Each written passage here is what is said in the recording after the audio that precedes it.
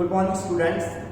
In our second lecture video, I explain you how to perform the experiment to verify the law of polygonal forces. Yeah, the first video was about the theory of law of polygonal forces. Second video was about the performance of the experiment, and now this is the third, in which I am going to explain you how to do the calculations.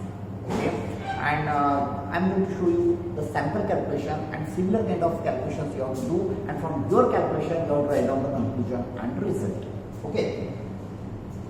Now I already told you that in this experiment we have to create a concurrent force system which consists of the 5 forces, and that force system should be in equilibrium.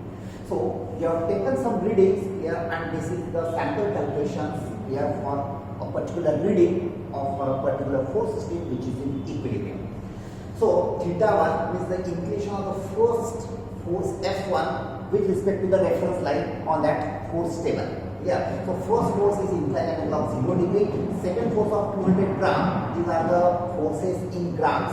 Yeah. So 200 gram inclined angle of 74 degree. Third force is 175 grams inclined angle of 150 degree. Fourth force 150 grams inclined angle of 280 degree. Fifth force is 175 grams inclined angle of 291 degree with respect to the positive x-axis in anti-clockwise direction. Okay. Now these forces are converted into Newton also. Yeah. Now how to convert the forces into Newton? Yeah, we know that 1 kg equal to 9.81 Newton. Yeah. So convert this gram, 150 gram divided by 1000 into 9.81 gives you the force in Newton. So in this way we can convert it into Newton. Okay. Or even if you keep it in the grams, doesn't make any difference, because anyhow we have to verify the law of polygonal forces. Doesn't make any difference whether it is in the gram or the Newton. Okay. Now to verify the law of polygonal forces graphically, we have to construct the space diagram as well as the force diagram. Okay. Now in space diagram, the first one is the space diagram. Now what is this space diagram? In the space diagram we are going to show this force system here with their angles. Here in this space diagram we are supposed to take the scale to represent the space, to represent the distances. But since our system is a concurrent force system, we no need to take the scale to construct the space diagram. If it would have been a general force system, then we have to take the scale to represent the distances in the space diagram also. So with this readings what we have taken here for this force system, we are going to construct the space diagram. So let's consider this is our one reference line here on x-axis or 0 degree, and here that ring is here. Here we are going to show all the forces acting on this ring. Okay, this is the y here. So our first force here 150 gram here F1 is acting along the positive x-axis because theta 1 is 0. So this is the force F1. Then with the help of protractor, you can take this angle 74 degree with positive x-axis in anti-clockwise direction, and you can show the force F2. This is F2. This angle is theta 2, which is equal to 74 degree. The third angle is 150 degree, where the force F3 is acting. Yeah, so this is the third force, and this angle is theta. Okay. 115 approximately I have shown, but you have to use the protractor and you have to take exact angles, and then you have to show this force F3. Okay, no need to bother about the length of these vectors. Okay, in space diagram we have no need to bother about the magnitude of the force. Okay, means the length of that particular vector. Then next force F4, 150 gram inclined angle of 210 80. Yeah, so this is 90, 180. So approximately here.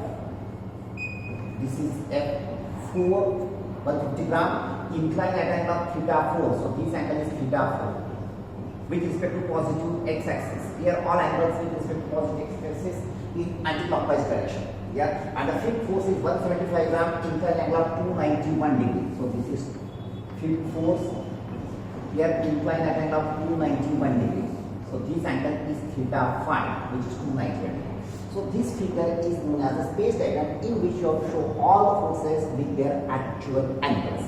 Okay, but Technically, in space diagram, here we are supposed to, once we have shown these forces, we are supposed to give some names to the space between the forces. Here, and that is known as the Gauss notation. In oral, examiner may ask you about this Gauss notation. Actually, this part is not included in your theory syllabus, but in practical, you can tell about this Gauss notation. Now, what is the Gauss notation? Here in this graphic statics, here when we solve the sum by using the graphical method, in that graphic statics, here when we construct the space diagram, in this space diagram, the space between the forces is represented either by some numbers or the letters. Okay, and that is known as the Gauss notation. Here, for example, suppose the space between F5 and F1, I am going to denote it by capital A. Similarly, this space I am going to denote by B. This is C. This is D. This is F. Okay. So, these are known as the Gauss notation. And once you have denoted the space with the help of these capital letters here, this force F1 is denoted by the force AB. Here, this force, line of action of this force divide this space into two parts A and B. So this force is denoted by the force AB. This force is denoted by force BC. This force is denoted by force CD. In this way, we have to denote the forces after giving the Gauss notation. Here we are going to do this Gauss notation in the force diagram. Yeah. So I hope here is it clear how to draw this space diagram. Okay. Now next one is the force diagram. To construct this force diagram, this space diagram is necessary. Here, so this is the force diagram. Don't draw the space diagram directly. Here you have to take actual angles and you have to construct this space diagram. Now in force diagram, you have to represent these forces graphically. And to represent the forces graphically, we have to select some scale to represent its magnitude. Yeah. In the first video, I explained you how to represent the force graphically. Here you can refer that video. Okay. So in force diagram, we are supposed to represent this magnitude of the forces graphically, and for that we have to take the scale. Okay. Now you can take the scale in Newton, you can take the scale in grams. Here, but it is easy if you take the scale in grams. Here, so I will suggest better you take the scale in grams. Here, because all these values of the forces are in grams and these are the number here where it is in the decimal point. Okay, so better we take the scale. Now to take the scale, you have to remember that the force diagram should not be very small or should not be very large so that it should not fit on your page. Here, for that just observe what is the minimum force. So minimum force is 150, maximum force is 200. Yes, so according to that I will take the scale. So for this I will select the scale. 1 centimeter is equal to here 25 grams.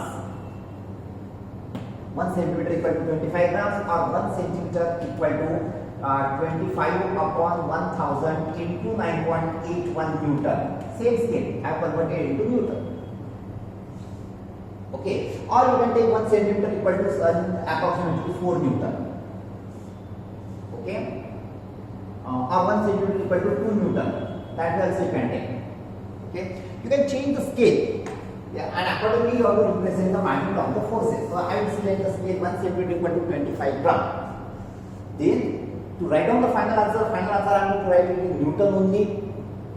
Here, and then for writing the final answer I will convert it into Newton. But for drawing the force diagram I will take it in the grams only. Okay. So what you have to do in the force diagram, you have to represent this magnitude of the forces graphically, or you have to represent these forces graphically. Yeah. How to represent this force F1 graphically? I told you that to represent the force F1 graphically, draw the line parallel to the line of action of this force F1. Now this force F1, how much is this? It is 150 grams. Now to represent this 150 gram according to this scale, how much length I required? So 150 divided by 25, so I require the 6 centimeter. Okay, yeah. So from this take one A point, and from this point draw the line parallel to the line of action of this F1. Or this F1 is inclined at an angle of 0 degree. Here, so consider this as a 0 degree. Here draw one horizontal line. Here to represent the force of 150 gram, to represent the force of 150 gram according to this scale we require a length of 6 centimeter. But don't write here 6 centimeter. Actually this 6 centimeter length represent the force of 150 gram. Okay, yeah. So you have to represent this force F1 150 gram, yeah, by drawing a line of 6 centimeter. Yeah, so this is F1 which is equal to 150 gram. And this force is represented by AB, by the Gauss notation. Okay. Then law of polygon states that the number of forces are acting on the body are represented by the sides of a polygon taken in order. The closing side represents their resultant. So we have to represent all these forces in sequence here in order. Means the next force you have to start from this heading. Yeah. Now I am representing this force F2.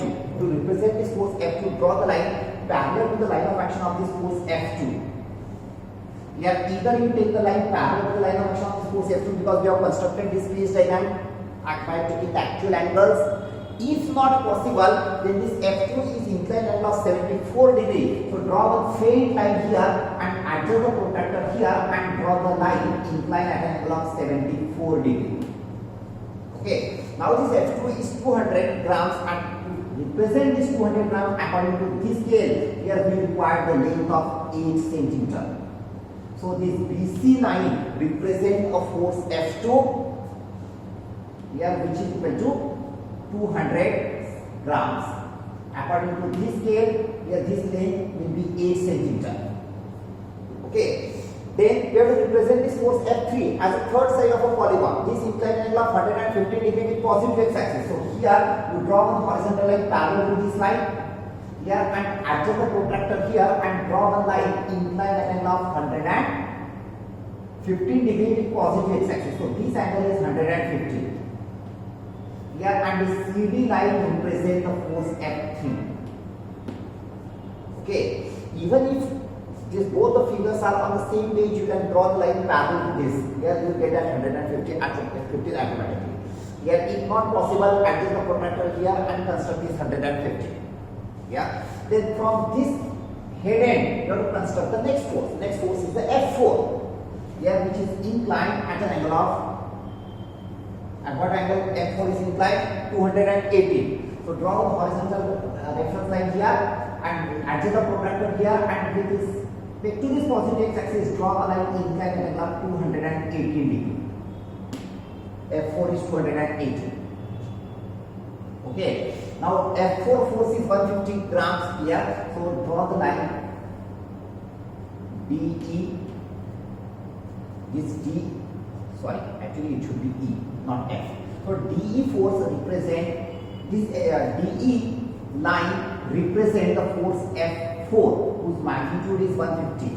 To represent the force of 150 gram, here we have to, according to this scale, we have required the 6 centimeter length. Okay, here and then from this represent this force F5, draw the line parallel to this F5. Okay, so this EA, don't write it as an EA, write it as an A dash. If it coincides with A, then also you write it as an A dash. Okay, so this EA line represent the force F5. Here this F5 force 175 according to this scale we require a length of 7 centimeter. Okay, it inclined angle of 290 degrees. So with respect to this, draw one horizontal line here, adjust the protractor here, and with respect to this positive x-axis, draw a line inclined at an angle of 291 degree. Okay. Now, after representing this force F5, if you observe, here this system is in equilibrium. If this system is in equilibrium with these 5 forces, if you plot the force polygon, it must be a closed figure. Here this last point must coincide with the first point. If this last point coincides with the first point, means your law of polygon of forces verified. Here, because it is in equilibrium, and if it is in the equilibrium, the polygon must be a closed figure. Okay, so if it coincides with the last point, here it is more accurate. Yeah, but if it does not coincide with this point, yeah, then this closing line represents their resultant taken in opposite order. So this A dash represents the resultant of this force system. Here it is very, very small. Even if you get this, it will be very, very small. Here then this A dash line represents the resultant. So measure this line here. So this resultant R is equal to measure this length A dash and multiply it by the scale. Okay, suppose this A dash length, if you get it as 1 centimeter or if you get it as a 0.5 centimeter, measure this A dash. If it is 0.5 centimeter multiplied by 25 grams, so which is equal to 12.5 grams, means the resultant is 12.5 grams, and now you can convert it into gram. 2.5 divided by 1000 becomes kg into 9.81, so it becomes Newton. Okay. Even if you get this resultant, you will find it very, very small, very, very small, and this because of the error in the experiment. Okay, yeah. Now, this is the inclination, sorry, this is the magnitude of the resultant. Now, find out its inclination also, let it is alpha. If it is not possible to measure this alpha over here, extend this line of action and somewhere you measure the alpha and write it here. This is the alpha. Here, this is the graphical resultant and this is the its inclination or its direction, okay, with respect to the positive x-axis here. So this is the graphical method. Here you will get this resultant, small resultant and its inclination, and in conclusion you are supposed to write this here, how much resultant we got here, and if it is very, very small within some limit here, you can say that here the law of polygonal forces verified here. Okay, in conclusion we are supposed to write why we got the resultant. Even if the system is in equilibrium, okay, the resultant should be 0, but we got a very small resultant. In conclusion, here you have to write down that, or in inference you have to write down that here why we got that resultant. Okay, this is because of some experimental error. Here the pulleys are not exactly frictionless. Second one is there may be some parallax error. The third one, maybe we are taking the readings in 25 grams, we are not applying the force less than 25 grams here, and because of that also there may be some error. Now again, one part of actually here itself is a law of polygonal forces and it is verified here, but apart from this, here from this base diagram here we have calculated this resultant graphically.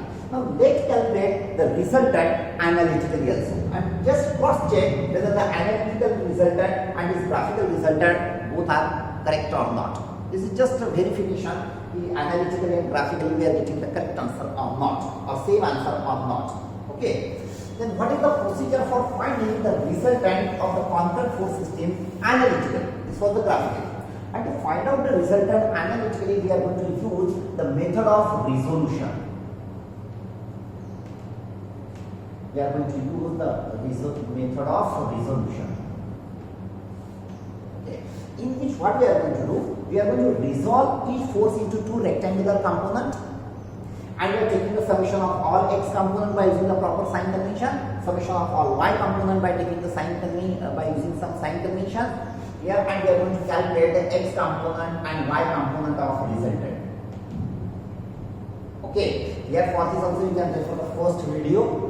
Here, so each force you have to resolve into two rectangular components along x and y axis here, and you have to find out summation of fx. Here, this is the summation of all x component by taking proper sign convention. Here, if the component is acting towards right, you have to take it positive. If the component is acting towards left, you have to take it negative. So this x component of this F2 is towards right, it will be positive. The y component of this force F2 will be upward, so it is positive.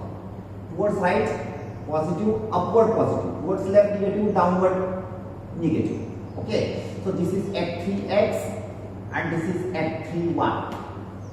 Here, in this way, you have to resolve each force into two rectangular components, and you have to take a summation. This is F1 plus F2x minus F3x. Here minus F4x.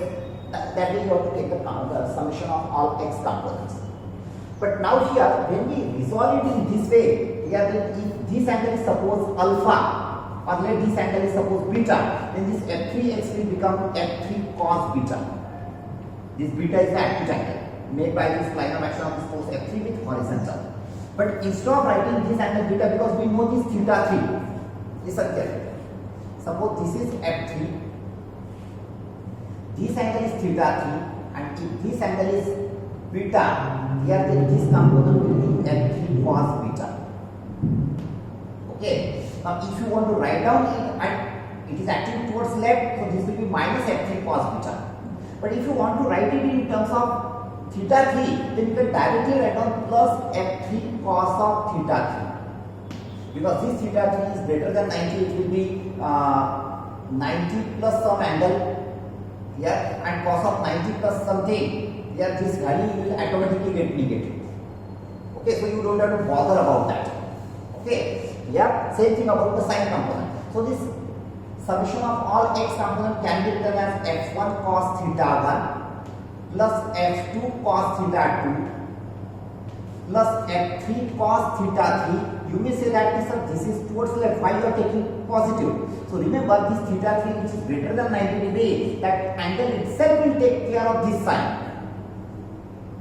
Okay, here plus f4 cos theta 4 plus f5 cos theta 5. Here just you have to substitute the value and get the answer. Here you will get the summation of fx.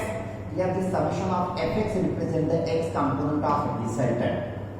Okay. Similarly, let's calculate the summation of all y component of the forces.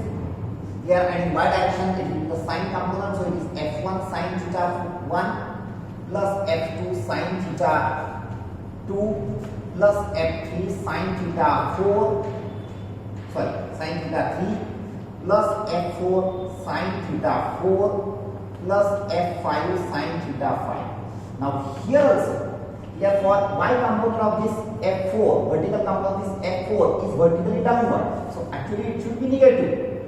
But remember that angle will itself will take care whether it is positive or negative. Don't have to bother, always take it positive, because we are taking the angle made by all the forces with respect to the positive x-axis in anti-clockwise direction. Here just everything is known to you. Substitute the value, take all the thetas in degree here and calculate the summation of fy, which represent the ry. So we get the summation of fx and summation of fy. Here means we have converted this 5-force system into this 2-component system or 2-force system.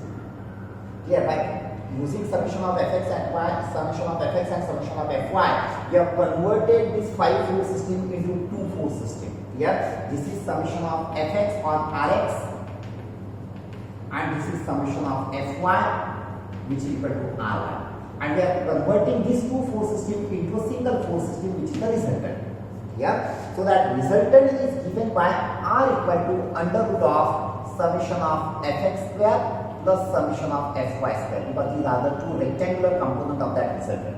Just substitute the value and get the answer, and then this inclination of this resultant with horizontal alpha can be written as tan inverse of mod of summation of fy upon summation of fx. This is the angle made by the line of action of the resultant with horizontal.